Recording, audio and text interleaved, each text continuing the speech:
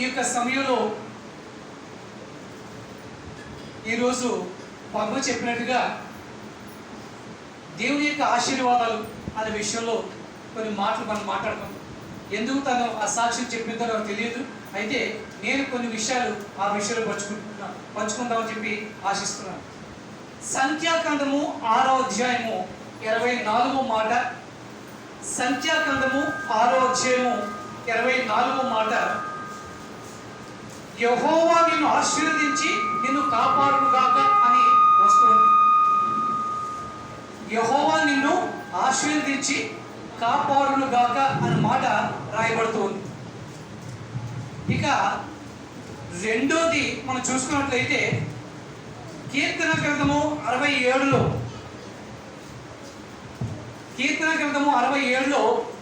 6లో రెండో మాట, 7లో మొదటి మాట. 6లో రెండో మాట, 7లో మొదటి మాట మనం చూసుకున్నప్పుడు ఏమవుతుందంటే, దేవుడు మా దేవుడు మమ్మును ఆశీర్వదించును, దేవుడు మమ్మును దీవించును అన్న మాట రాయబడుతుంది.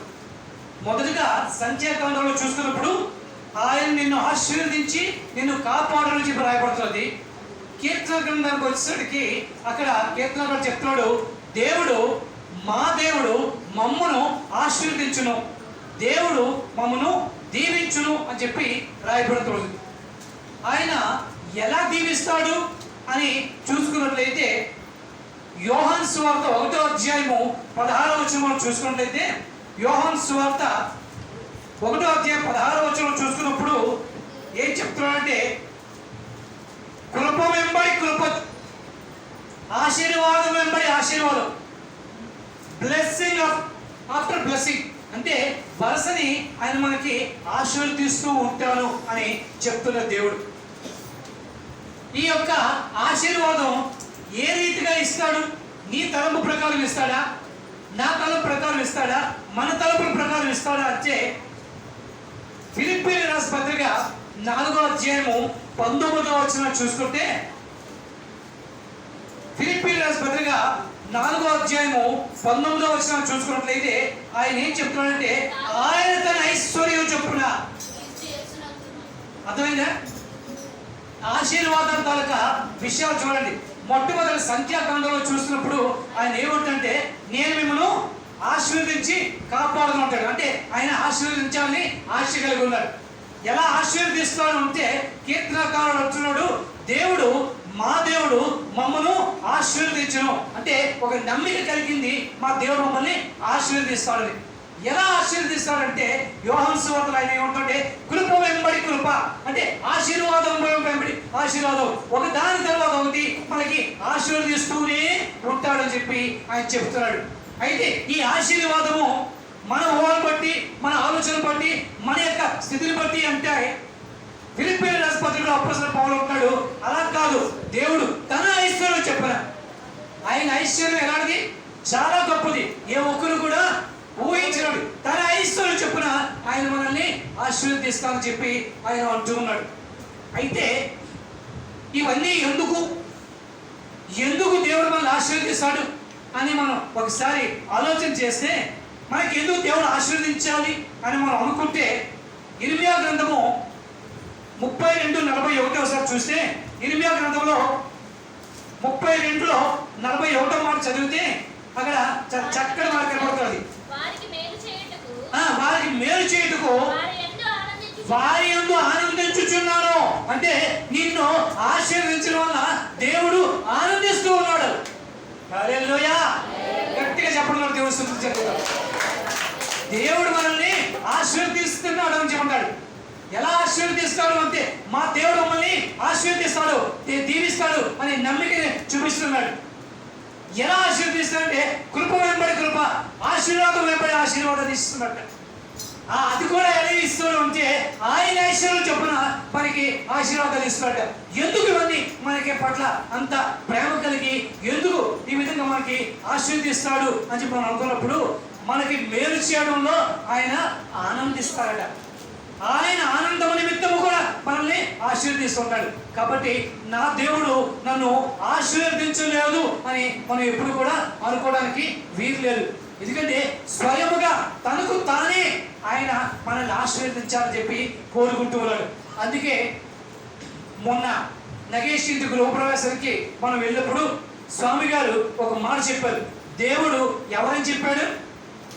దేవుడు ఎవరని చెప్పాడు? మంచివాడు. అవునా కదా? దేవుడు మంచివాడు. మంచివాడేనా? మన అవస్థలతో తీర్చువాడు. అంతేనా? ఆయన మన రక్షకుడు. ఆయన మంచివాడు, మన అవస్థలను తీర్చువాడు, అలాగే మనల్ని రక్షించేవాడు. దేవుడి యొక్క గుణ లక్షణాలు, దేవుడు చేసే కార్యాలు అలాంటివి. అయితే ఆ రోజు ఆయన చెప్పారు, మానవులందరికీ కూడా దేవుడు ఒకేలాగా ఆయన ఏ పక్షపాతము లేకుండా ఆయన చూస్తాడు అంటాడు. కాబట్టి దేవుని జనులకి, దేవుని అంగీకరించిన జనులకి తేడా ఏమిటి అంటే ఆయన ఏం చెప్తారంటే ఈవులు వరాలు అని రెండు రకాలు చెప్పుకొచ్చారు. ఈవులు అంటే దైనందిక జీవితానికి అవసరమైన అవసరంతో తీర్చడం ఈవులు. అంటే తిండి కావాలని, భర్త కావాలని, నివాసానికి మనకు గృహం కావాలని, ఇంకా ఏదైనా మన అవసరాలకి ఈ లోకంలో జనులకి ఎలా అవసరమో మనకి ఎలా అవసరమో ఇవన్నీ కూడా మనకి ఇస్తూ ఉంటాడు. ఇవన్నీ కూడా ఈవులు. ఇకపోతే వరాలు అంటే ఆయన కార్యాలు చేయడానికి ఆయన ఏర్పాటు చేసుకున్న జనులకి ఆయన వరాలుగా కూడా ఆయన ఇస్తూ ఉంటాడు అని చెప్పి చెప్పబడుతుంది. శ్రేష్టమైన వరాలు ఇస్తూ ఉంటాడని చెప్పి చెప్పబడుతుంది. కాబట్టి దేవుడు మంచివాడు అనే విషయాన్ని కనబడుతుంది. అయితే దేవుని యొక్క సృష్టిలో కొన్ని ఉచితమైన ఉన్నాయి. అవి మానవులందరికీ కూడా సమానమే. ఏమిటిది? గాలి, నీరు, వెలుతురు. దీనికి మనమేమి మూల్యం చెల్లించక్కర్లేదు. దేవుడు అందరికి కూడా అనుగ్రహిస్తూనే ఉన్నాడు. ఇకపోతే మనం అడిగితే ఇచ్చేవి కొన్ని ఉన్నాయి. మనం అడిగితే ఇచ్చేవి కొన్ని ఉన్నాయి. ఎందుకంటే యోహాను 14:14 ఒకసారి చూసుకున్నట్లయితే, యోహాను సువార్త 14:14 చూసుకున్నట్లయితే అక్కడ ఏం చెప్తున్నాడంటే, మీరు నా నామమున ఏది అడిగినను అది మీకు అనుగ్రహింపబడును అని రాయబడుతుంది. అడిగినను నేను చేతును అంటే మనం అడిగితే మన అవసరం నిమిత్తము అడిగినప్పుడు మనకి దేవుడు మన కోరికల్ని నెరవేరుస్తుంటాడు. ఇంకా ఇంకో బ్లెస్సింగ్ ఉంది. అదేంటంటే మనం అడగకపోయినా మన అవసరం ఏమిటో ఎరిగి మన దేవుడు మనకి అనుగ్రహిస్తూ ఉంటాడు. ఎందుకంటే మన అవసరత మనకి తెలియకపోవచ్చు. రానున్న దినాల్లో మనకి ఏది అవసరమో మనకి తెలియకపోవచ్చు. కానీ మన అవసరత ఎరిగి మనం అడగకపోయినా ఆయన మనకి అనుగ్రహిస్తూ ఉంటాడు. ఈ విషయాన్ని మత్తయి సువార్త 6వ అధ్యాయము 8వ వచనంలోని మనకు కనబడుతూ ఉంటుంది. చూడండి, మత్తయి సువార్త 6వ అధ్యాయము 8వ వచనంలోని ఆయన ఏమంటున్నాడు?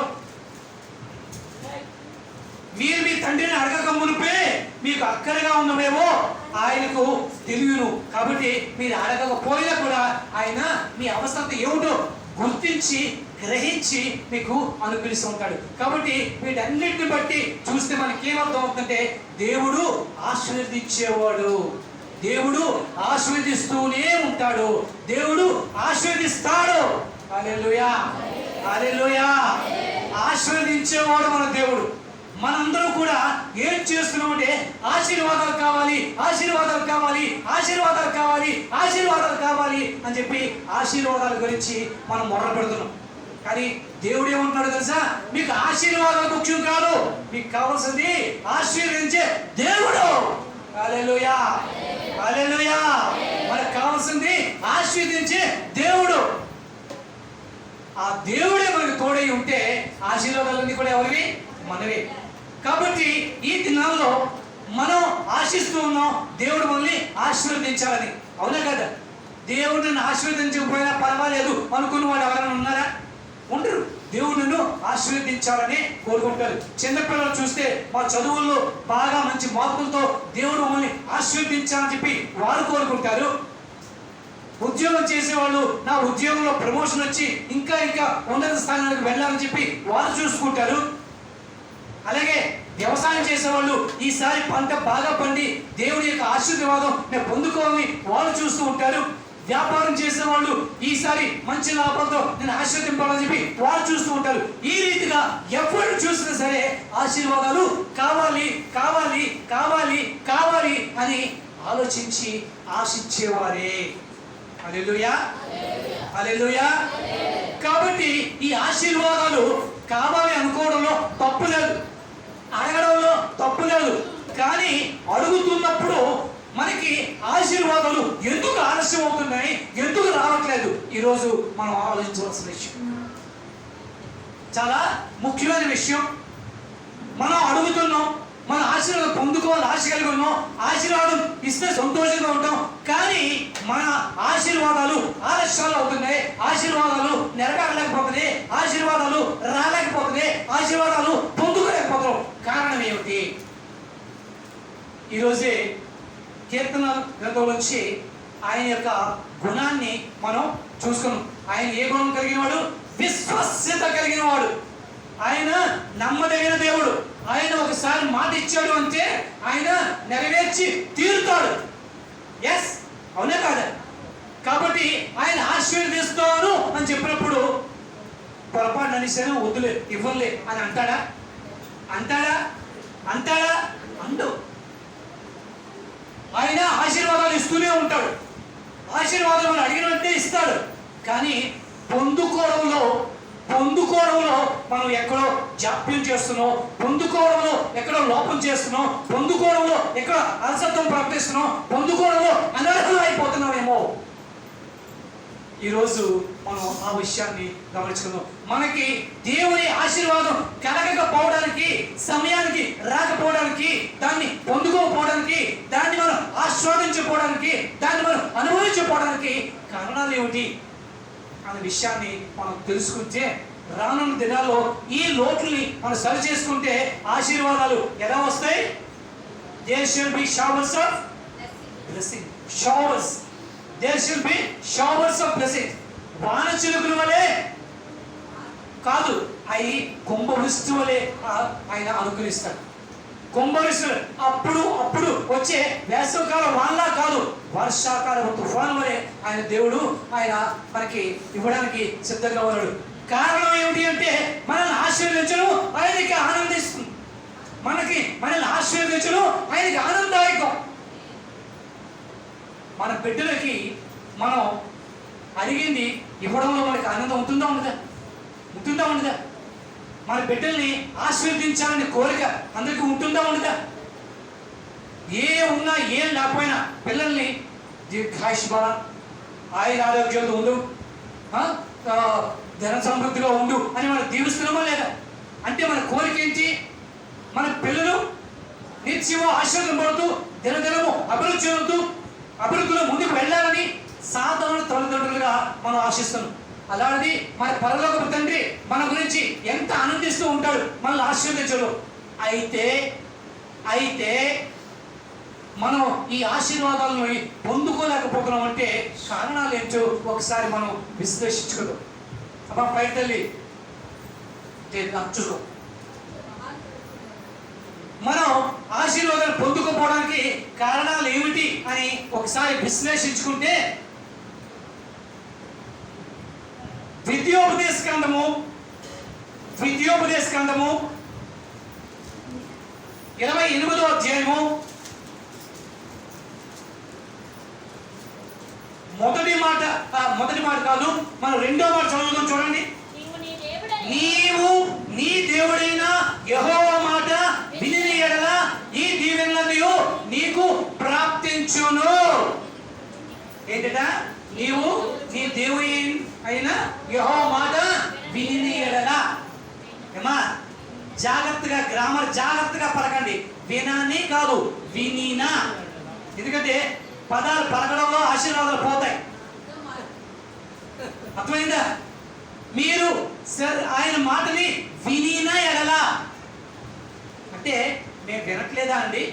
మీరే చూస్తున్నారు, మీరే సాక్ష్యం, మేము కళ్ళు అప్పగించి చూస్తూ వింటున్నాం అని మీరు అనుకోవచ్చు. మీరు నన్ను మోసం చేయొచ్చు కానీ దేవుని మోసం చేయగలరా? యేసుప్రభువు ఊరికి అన్నాడా చెవులు గలవాడు ఆయనకి చెవులు కనబడలేదా? ఎంత పెద్ద లోకలు పెట్టుకుని వస్తున్నారే, కనబడవా చెవులు ఉన్నాయని? కానీ ఎందుకు ఉంటున్నాడు ఆయన? మీ దృష్టి ఇక్కడ లేదు, ఎక్కడో ఉంది. కాబట్టి మీరు దృష్టి పెట్టి వినండి. ఎవరైతే ఆయన మాటలు వింటారో వారు పడతారు. అంటే మనం ఆశీర్వదింపబడలేకపోతున్నాం అంటే దాని అర్థం ఏమిటి? మన ఇంటి పక్క వాళ్ళు పొరపాటున ఎప్పుడైనా అనకూడని మాట మనల్ని అనేస్తే, అది మన చెవులు పడితే మనం జీవితకాలం అంతా కూడా దాన్ని జ్ఞాపకం చేసుకుంటాం. అవునా కదా? కానీ ఆదివారం ఉదయాన్న దేవుని యొక్క వాక్యం 11 గంటల నుంచి 12 గంటల వరకు వచ్చే వాక్యం ఏమై ఉన్నది అని సాయంత్రం అడిగితే బుర్రగొక్కునే పరిస్థితి. అంటే వింటున్నారా విన్నారా? అందుకే అంటున్నాడు మీరు వినిన ఎడల. కాబట్టి మనం ఆశీర్వాదం పొందుకోవడానికి కారణం ఏమిటి? వినట్లేదు. ఇక్కడ పాస్టర్ గారిని మోసం చేస్తున్నాం, సక్సెస్ఫుల్ గా మోసం చేస్తున్నాం అని చెప్పి మీరు సంబరపడిపోతున్నారేమో. కానీ అది ఎవరికి నష్టం? మీకే నష్టం. కారణం ఏంటి?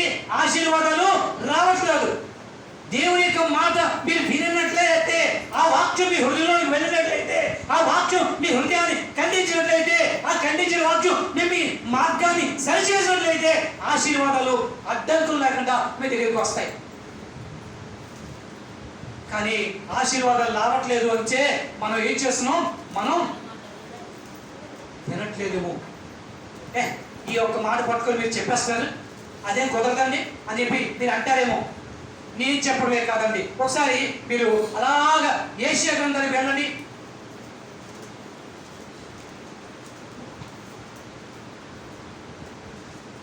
ఏషియా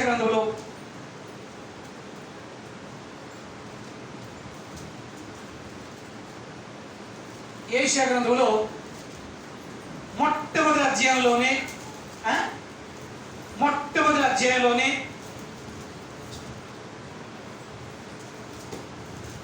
మాట చూడండి, ఏమంటారు? మీరు సమ్మతించి నా మాట వినిన ఎడల. అంటే నేను మాట్లాడుతున్నప్పుడు నా మాటని ఏకీభవించి దాన్ని జాగ్రత్తగా వింటే భూమి యొక్క మంచి పదార్థములు మీరు అనుభవిస్తురు. అంటే దాని అర్థం ఏమిటి? మీరు ఆశీర్వదింపబడతారు. ఎలాగా? అవునండి మీరు చెప్పింది కరెక్ట్ అండి అని సమ్మతించి దాన్ని జాగ్రత్తగా విని దాన్ని ఆచరణలో పెడితే మీరు ఆశీర్వదింపబడతారు. నా సొంతంగా చెప్పానా? దేవుని యొక్క వాక్యం చెప్తున్నది. మనం విని సమ్మతించిన ఆశీర్వాదాలు మనం పొందుకుంటాం.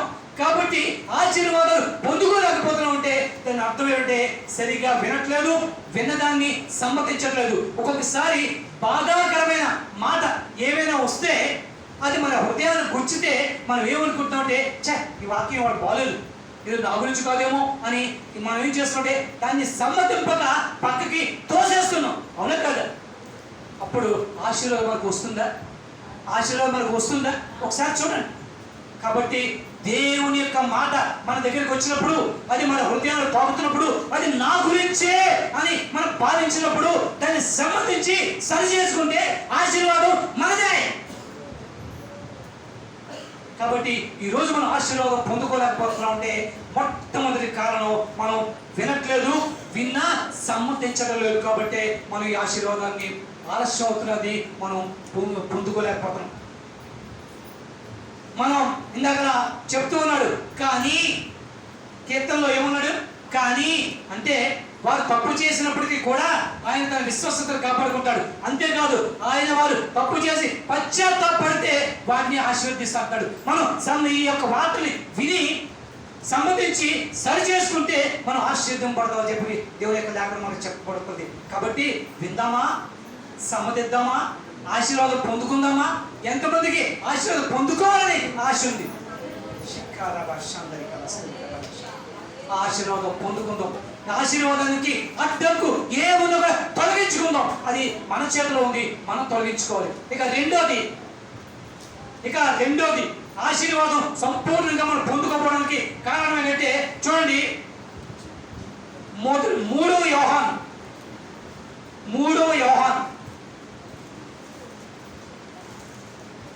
యోహానులో 2వ మాట ప్రేమగా పిలుస్తున్నాడు. ప్రియుడా,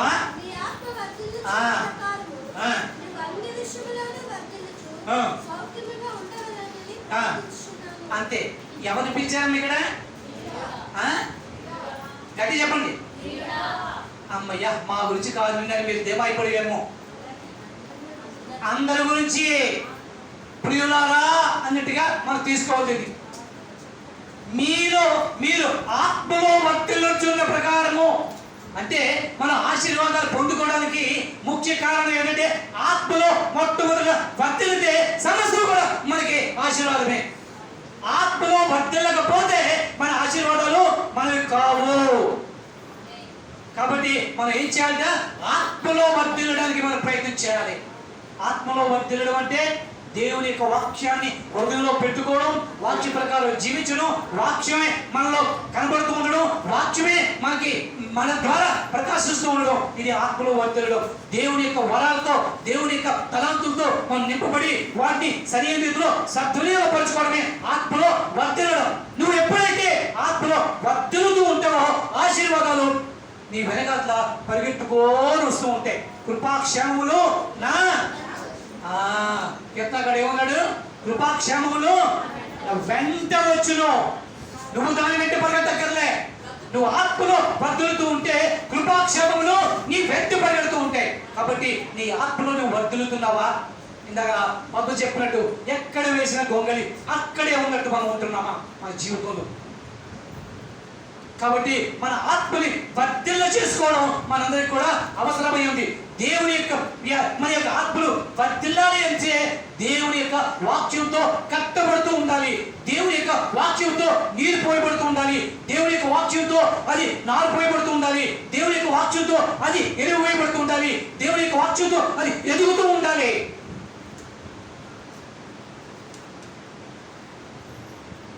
ఇందాక బాబు చెప్పింది దేవుడు తన యొక్క విశ్వసతని కనబరుస్తున్నాడు. అదే సమయంలో దేవుడు నీ నుంచి కూడా అటువంటి విశ్వసతని కోరుకుంటూ ఉన్నాడు. ఆ విశ్వసతని నువ్వు కనబరచగలుగుతున్నావా? నువ్వు అనుకోవచ్చు దేవుడు ఇక్కడ లేడుగా, దేవుడు తెలియదుగా, దేవుడు చూడట్లేదుగా అని అనుకోవచ్చు.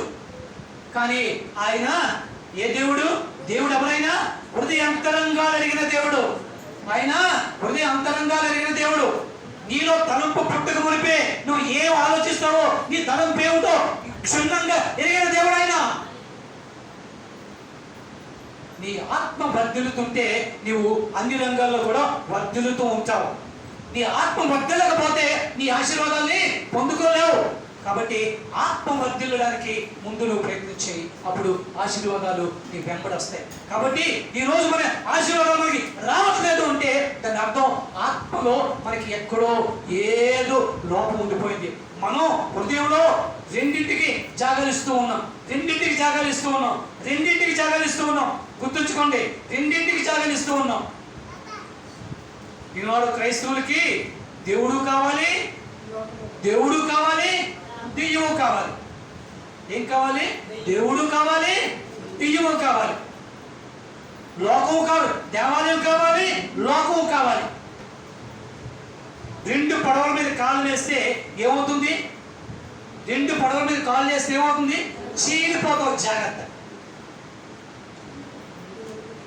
ఆత్మ వర్ధిల్లుతుందా? నీ విశ్వాసత ఎక్కడా? దేవుడు అడిగితే నువ్వేం చెప్తావు? కాబట్టి నీ ఆత్మలో వర్ధిల్లుతుంటే నీవు అన్ని రంగాల్లో కూడా వర్ధిల్లుతో ఆశీర్వాదం పొందుకుంటావు. కాబట్టి మన రెండో పాయింట్ ఏంటంటే మన ఆత్మలో మనం వర్ధిల్లుతున్నామా లేదా?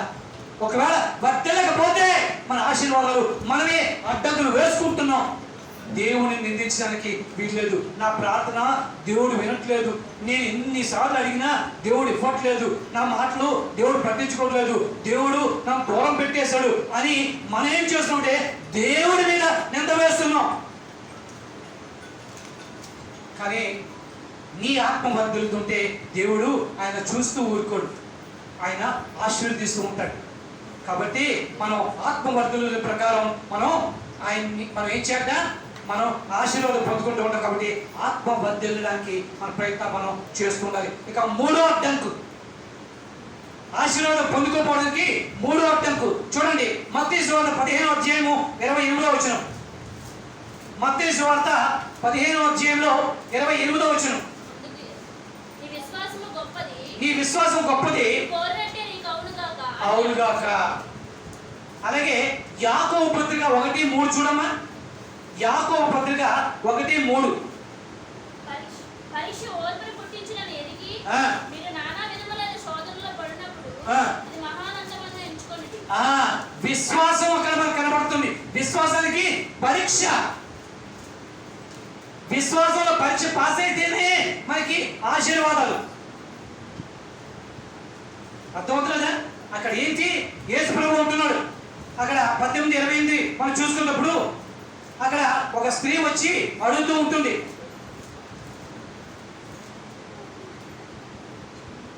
అదేనా 18:28 అని మనం చూసాం. 15:28 ఆమె వచ్చి ఎవరిది ఆమె? ఆమె ఎవరు? అక్కడ మీదని రాయబడుతుంది.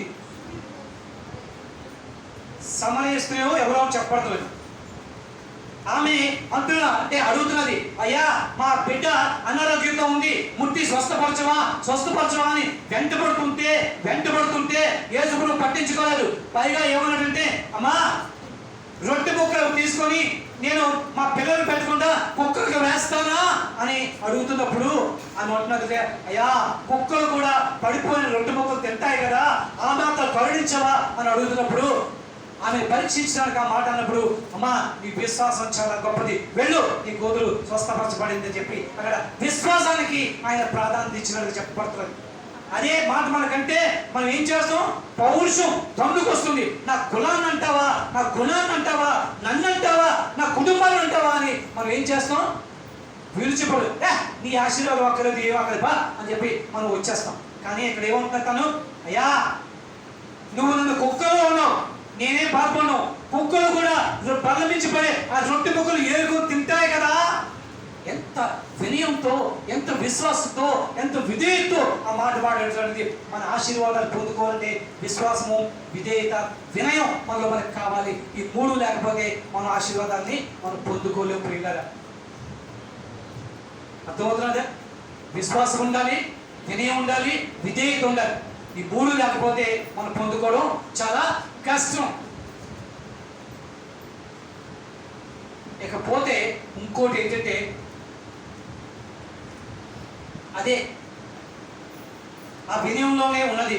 యెషయా గ్రంథము 55:8 చూడమ్మా. యెషయా గ్రంథము 55:8.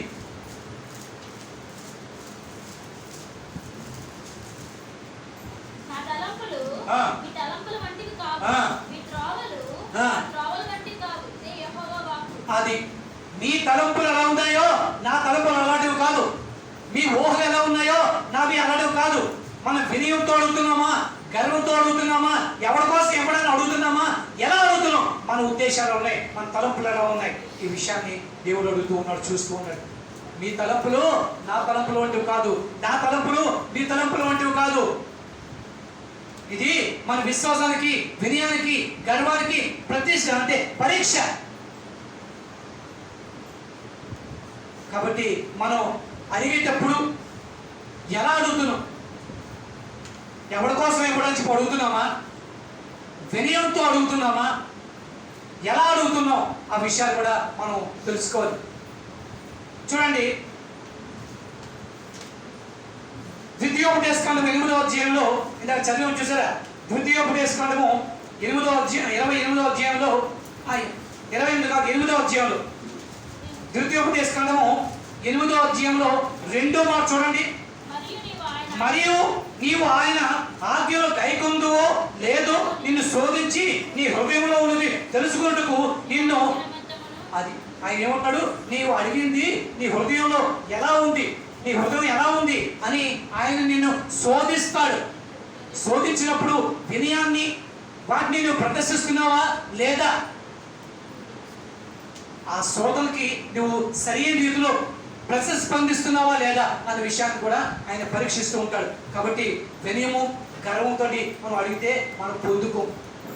అవినయంతో అంటే వినయంగా లేకుండా, వినయం లేకుండా గర్వంతో ఎవరి కోసం ఇస్తాడులే, పుట్టించినోడు నారు పోసినోడు నీరిపోయాడా అని పెద్ద కబుర్లు ఆడుతూ ఉంటాం, అవునా కాదా? అలా కాకుండా వినయముతో మనం అడిగినవి ఎలా అడగాలి? నమ్రతతో, వినయంతో, గర్వం లేకుండా మనం అడిగితే దేవుడు మనకి ఆశీర్వాదాలు ఇస్తాడు. నీ హృదయం ఎలా ఉంది? వినయంతో ఉందా? గర్వంతో ఉందా? ఒకవేళ ఆ రీతిగా ఉంటే ఆశీర్వాదాలు నీకు రానే రావు. నీ హృదయంలో ఏముందో ఒకసారి పరీక్షించుకో. మొదటిది వినాలి, వాక్యం వినాలి, సమ్మతించాలి. రెండోది ఆత్మలో వర్ధిల్లుతున్నప్పుడు. మూడవది విశ్వాసానికి పరీక్ష. నీ విశ్వాసం ఎలా ఉంది? దృఢంగా ఉందా? పోతే పోనీలే, అందరూ నమ్మాలే, నేను నమ్ముతానులే, ఇస్తే ఇచ్చాడులే, లేకపోతే లేదులే అని అటువంటి విశ్వాసంతో ఉన్నావా? లేదు, నా దేవుడు మాట ఇచ్చాడు, నెరవేరుస్తాడు అనే సంపూర్ణ విశ్వాసంతో ఆయన మీద, ఆయన కార్యాల మీద, ఆయన గుణ లక్షణాల మీద, ఆయన శక్తి మీద, ఆయన యొక్క బలం మీద నువ్వు విశ్వాసాన్ని కలిగి ఉన్నావా లేదా? మనం ఏం చేస్తుంటామంటే అడుగుతాం, కొన్నాళ్ళు అడుగుతాం, 2 రోజులు అడుగుతాం, 3 రోజులు అడుగుతాం, ఇంకా ఆలస్యం అవుతుంటే సర్లే అని మనమే నిర్ణయం తీసుకొని మనం ఏం చేస్తాం? వదిలేస్తాం. అంటే దాని అర్థం ఏంటి? విశ్వాసము సన్నగిలిపోయానా దానికి మళ్ళీ మనం కలరింగ్ ఇస్తాం. నేను అడిగింది దేవుడికి ఇష్టం లేదేమో, నువ్వే తీసుకుంటే సరే అంటే ఇవన్నీ కూడా విశ్వాస లోపాలే. కాబట్టి విశ్వాసం కలగాలి. ఇక అడిగేటప్పుడు వినయముతో, గర్వంతో కాదు, వినయముతో అడిగినప్పుడు దేవుడు మనకి అనుగ్రహిస్తూ ఉంటాడు. ఇకపోతే ఇంకోటి ఏంటంటే లూకా సువార్త 18వ అధ్యాయం ఒకసారి తీయగలరా? లూకా సువార్త 18వ అధ్యాయంలో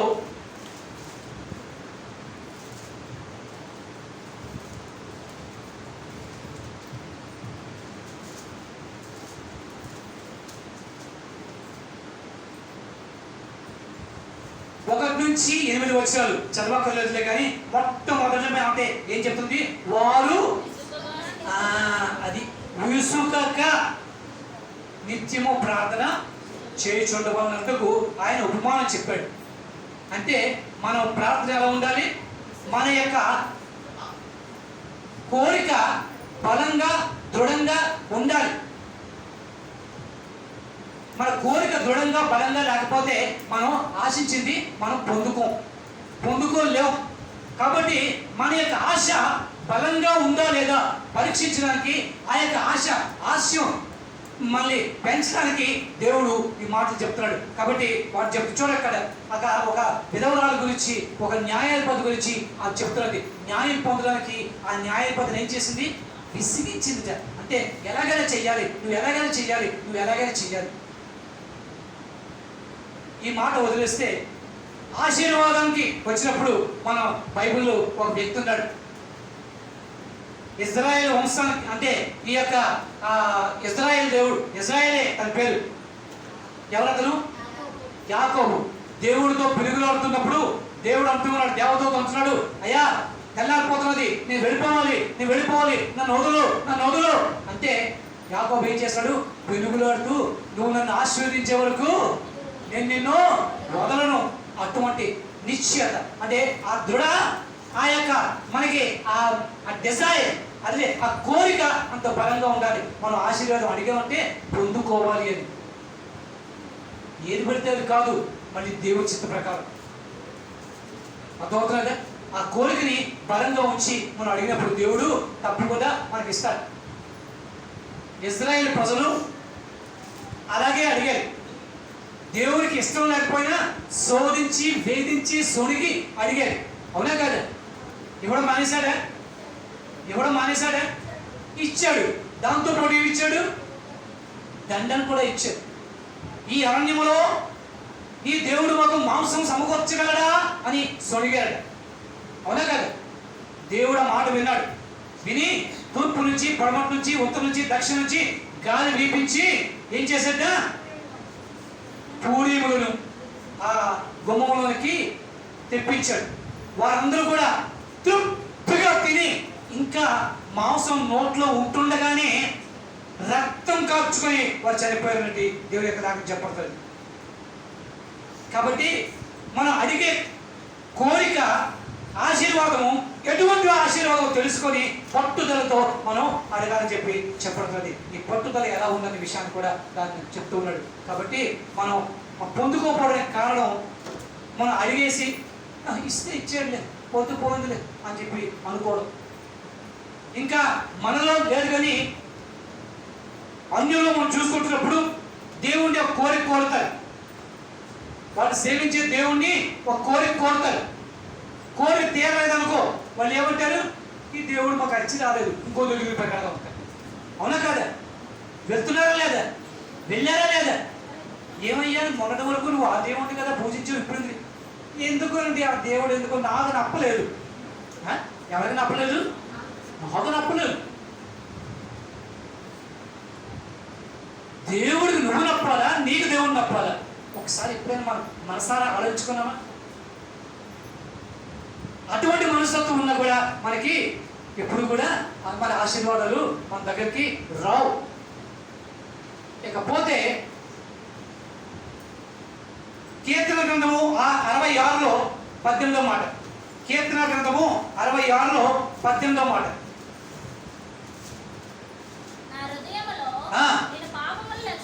నా హృదయములో నేను పాపములను లక్ష్యపెట్టిన యెడల దేవుడు నా మనవి ఆలకింపకపోవును. ఆశీర్వాదాలు పొందుకోవడానికి మరొక కారణం ఏంటంటే నా హృదయంలో పాపాన్ని పదిలంగా దాచుకొని నేను ఏ పాపము ఎరగను. నువ్వు ఎరగకపోవచ్చు, దేవుడు ఎరుగుతాడు కదా నువ్వు చేసిన పాపం. నువ్వు నీకు తెలియపోవచ్చు, నువ్వు తప్పించుకోవచ్చు, నన్ను మోసం చేయొచ్చు, తన్ను మోసం చేయొచ్చు, దేవుడు మోసం చేయగలమా? కాబట్టి ఏమంటున్నట్టే నీ హృదయంలో నీ పాపము నీవు లక్ష్యము చేసిన యెడల నీ ఆశీర్వాదాన్ని పొందుకోలేవు.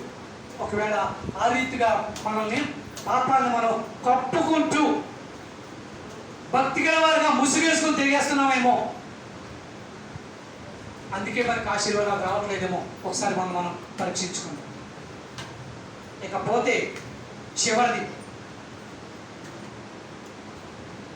యాకోబు పత్రిక 4వ అధ్యాయము 3వ మాట. యాకోబు పత్రిక 4వ అధ్యాయంలో 3వ మాట. మీరు అడిగినను మీ భోగముల నిమిత్తం మీరు అడుగుతున్నారు, దురుద్దేశంతో అడుగుతున్నారు.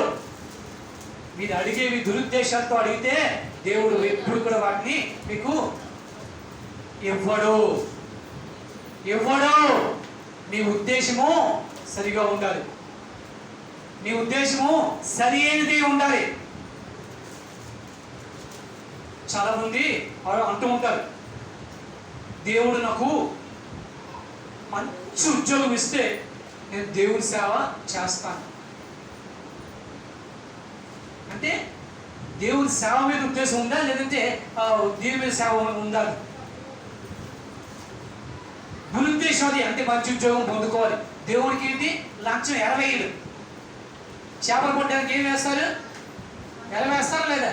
అలా దేవుడు పట్టేద్దామని దురుద్దేశంతో మనం ఒకవేళ అడిగితే దేవుడు మనకి ఆశీర్వాదాలు ఎప్పుడు.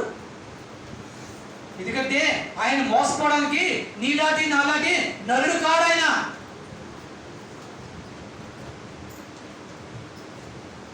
కాబట్టి మనం అడిగేది ఆయన చిత్త ప్రకారం మంచి ఉద్దేశంతో మనం అడిగినప్పుడు ఆశీర్వాదాలు మనకి వస్తూ ఉంటాయి. కాబట్టి మనం ఆశీర్వాదం పొందుకోలేకపోతున్నామంటే ఒకవేళ ఇటువంటి లోపాలు మనలో ఉన్నాయేమో. ఒకవేళ ఉంటే సరి చేసుకుందాం, ఆశీర్వాదాలని మనం పొందుకుందాం. ఏమిటాయి లోపాలు? మొదటిది వినాలి, సమ్మతించాలి. రెండోది ఆత్మలో వర్తిల్లుతుంటే ఆటోమేటిక్గా మిగతా ఆశీర్వాదాలు వస్తుంటాయి. మూడోది విశ్వాసంతో అడుగుతున్నప్పుడు మన విశ్వాసత దేవుడు మెచ్చుకునేటట్టు ఉండాలి, అప్పుడు మనకి ఆశీర్వాదం వస్తుంటే. ఇంకా మన వినయంతో అడుగుతూ వినయం ఉన్నప్పుడు దేవుడు మనకి ఆశీర్వాదాలు ఇస్తూ ఉంటాడు. ఇకపోతే మనం అడిగే ఆ మన కోరికని పెంచి ఇంకా మనల్ని అడిగించి మనం తీసుకునేటట్టు చేస్తాడంటే మనం అడుగుతున్న దాని మీద కోరికను పెంచుకొని మనం అడిగితే మనం అనుగ్రహిస్తాడు ఇది చెప్పబడుతుంది. ఇకపోతే పాపాన్ని మనం ఒకవేళ లక్ష్యం పెట్టకుండా, పాపాన్ని ఎప్పటికప్పుడు కప్పుకోకుండా ఒప్పుకొని వదులుతున్నప్పుడు దేవుడు మనల్ని ఆశీర్వదిస్తూ ఉంటాడు. ఇకపోతే చివరిగా ఉద్దేశాలు. దురుద్దేశంతో అడిగితే ఏనాడు కూడా దేవుడు ఇవ్వడు. మంచి ఉద్దేశంతో అడిగితే దేవుడు మనకి ఆశీర్వాదాలు దయచేస్తాడు. కాబట్టి మొదటికి వెళ్ళిన మాటకు వెళ్ళిపోతాం. ద్వితీయోపదేశకాండం 28వ అధ్యాయం. ద్వితీయోపదేశకాండం 28వ అధ్యాయంలో ఇందాక మనం 2వ మాట చదువుకున్నాం, కానీ ఇప్పుడు మొదటి మాట చదువుకుందాం. నీవు నీ దేవుడైన యెహోవా మాట ఆ, శ్రద్ధగా అది అక్కడ ఆ శ్రద్ధగా అనేది అండర్లైన్ చేసుకోండి. ఎలా వినాలంటే శ్రద్ధగా ఇందాక మనం ఏమన్నాం, వింటే చాలు అనుకున్నాం, కానీ మామూలుగా వింటే చాలదట. ఎలా వినాలంటే శ్రద్ధగా వినిన ఎడల నేను మీకు ఆజ్ఞాపించిన ఈ ఆజ్ఞలన్నిటినీ అనుసరించిన ఎడల ఈ దేవుడైన యెహోవా భూమి మీద ఉన్న సమస్త జన్మల కంటే నిన్ను హెచ్చించును. హల్లెలూయా, హల్లెలూయా. ఎప్పుడు నువ్వు ఆయన మాటని, ఆయన ఆజ్ఞల్ని శ్రద్ధగా విన్నప్పుడు. కాబట్టి జాగ్రత్త సుమా, నాకు ఆశీర్వాదం రాలేదు, మీ పాస్టర్ గారు మీరు ఏం ప్రార్థన చేస్తున్నారో నాకు తెలియదు, నాకు ఆశీర్వాదం రావట్లేదు అని పాస్టర్ మీదో పాస్టర్ మీదో నా తోటి వాళ్ళ మీదో మీరు నింద వేస్తే సుఖం లేదు. మీ నడవడిక ఎలా ఉంది, మీ ప్రవర్తన ఎలా ఉంది, మీ యొక్క మార్గాలు ఎలా ఉన్నాయి, ఈ యొక్క హెచ్చరికల్ని మీరు పాటిస్తూ అడుగుతున్నారా లేదా ఒకసారి మీరు ఆలోచించుకోండి. అప్పుడు మీ ఆశీర్వాదాలు పొందుకుంటారు. జాగ్రత్త సుమా.